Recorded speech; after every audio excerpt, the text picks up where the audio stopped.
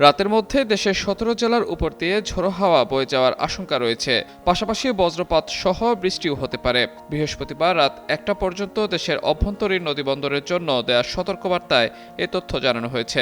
বার্তায় বলা হয়, রাত ১টার মধ্যে রাজশাহী, পাবনা, বগুড়া, টাঙ্গাইল, ময়মনসিংহ, ঢাকা, ফরিদপুর, যশোর, কুষ্টিয়া, খুলনা, বরিশাল, পটুয়াখালী, নোয়াখালী, কুমিল্লা, চট্টগ্রাম, কক্সবাজার এবং সিলেট বিভাগের উপর দিয়ে পূর্ব ও দক্ষিণ পূর্ব দিক থেকে ঘন্টায় ৪৫ থেকে ৬০ কিলোমিটার বেগে অস্থায়ীভাবে দমকা ও ঝড়ো হাওয়া বয়ে যেতে পারে।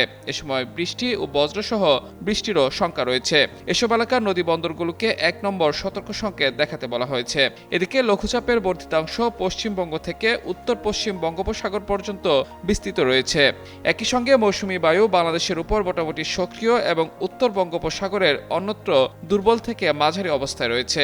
এ অবস্থায় শুক্রবার সকালের মধ্যে রংপুর, ময়মনসিংহ, ঢাকা, বরিশাল, চট্টগ্রাম ও সিলেট বিভাগের অনেক জায়গায় এবং রাজশাহী ও খুলনা বিভাগের কয়েক জায়গায় অস্থায়ীভাবে দমকা হাওয়া ও বিদ্যুৎ চমকানো সহ হালকা থেকে মাঝারি ধরনের বৃষ্টি ও বজ্রসহ বৃষ্টি হতে পারে।